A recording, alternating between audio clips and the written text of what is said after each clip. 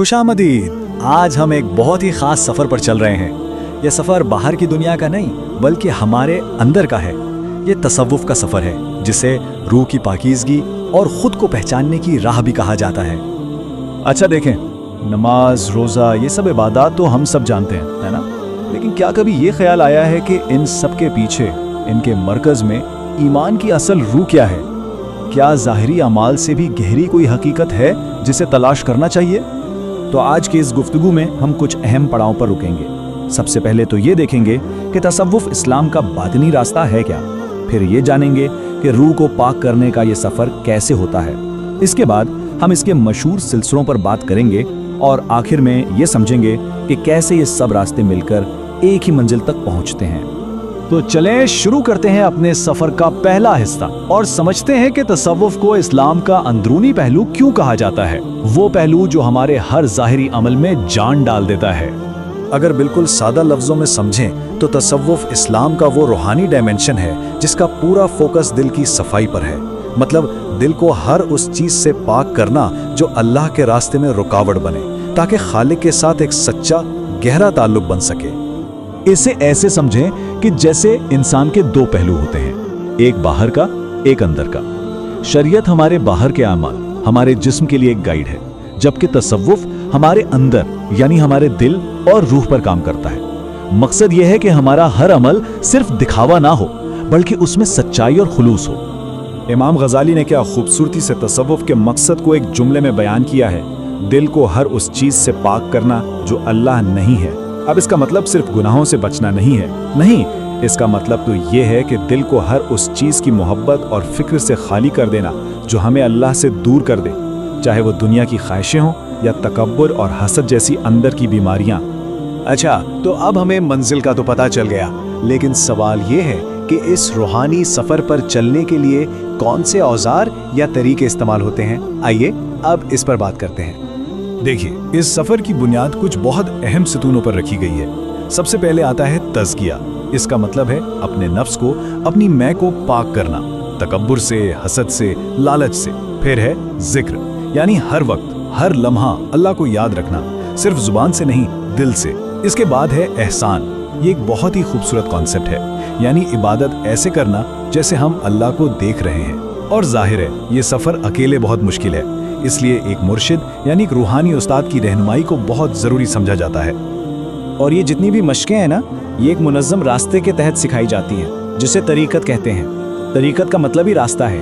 ये कोई अलग चीज़ नहीं बल्कि इल्म और रूहानियत का एक ऐसा सिलसिला है जो हर मुर्शिद से होता हुआ, कड़ी से कड़ी मिलाता हुआ सीधा नबी अकरम सल्लल्लाहु अलैहि वसल्लम की ज़ात मुबारका तक जा पहुँचता है। चलें जी, अब हम अपनी गुफ्तगू के तीसरे और शायद सबसे दिलचस्प हिस्से की तरफ बढ़ रहे हैं। यहाँ हम तसव्वुफ के 4 सबसे बड़े और प्रभावशाली सिलसिलों पर एक नज़र डालेंगे। ये हैं वो 4 बड़े सिलसिले। कादरिया, जो शरीयत पर सख्ती से अमल के लिए जाने जाते हैं। चिश्तिया, जिनकी पहचान ही मोहब्बत और खिदमत है। नक्शबंदिया, जो अपने खामोश जिक्र के लिए मशहूर हैं। और सहरवर्दिया, जो मुआशरे में रहकर काम करने को अहमियत देते हैं।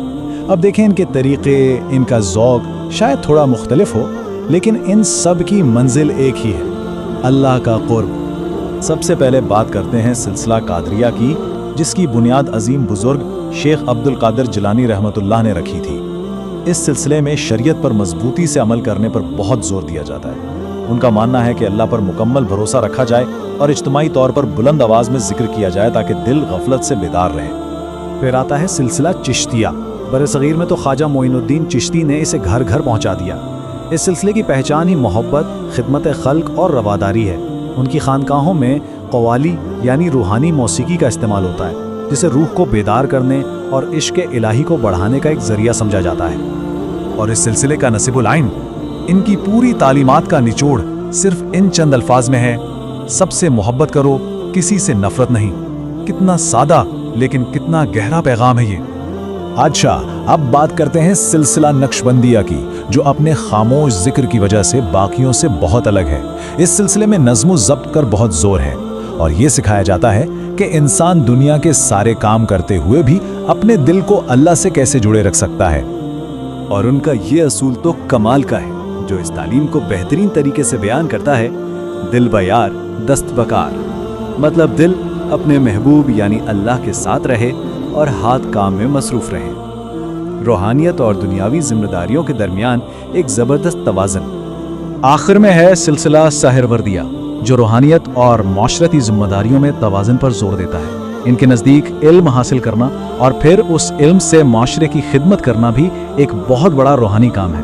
یہ دنیا سے کٹ کر بیٹھنے کی بجائے معاشرے میں رہ کر اس کی اصلاح پر یقین رکھتے ہیں۔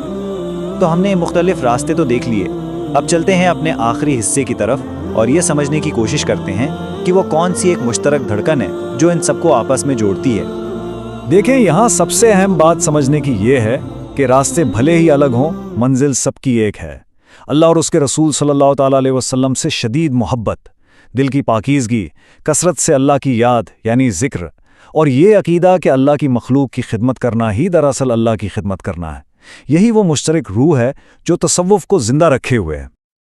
اور یہ روحانی سفر جو ہے نا، یہ کئی خوبصورت مراحل سے گزرتا ہے۔ اس کی شروعات ہوتی ہے اپنے گناہوں پر سچی توبہ سے، پھر آتی ہے نفس پر قابو پانے کی مسلسل کوشش، راستے کی مشکلوں پر صبر کرنا اور اللہ کی نعمتوں پر شکر ادا کرنا۔ ان مراحل سے گزر کر ہی انسان محبت کے اس مقام تک پہنچتا ہے جہاں اسے اپنے رب کا قرب محسوس ہونے لگتا ہے۔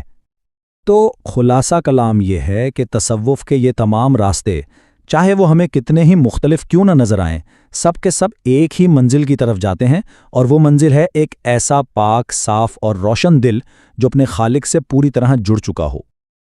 اور آخر میں ایک سوال جو ہم سب کو سوچنا چاہیے، آج کی اس تیز رفتار دنیا میں جہاں ہر چیز ظاہر پر، باہر کی چمک دمک پر مرکوز ہے، یہ اندر کا سفر، یہ باطن کا راستہ ہمیں کیا سکھا سکتا ہے؟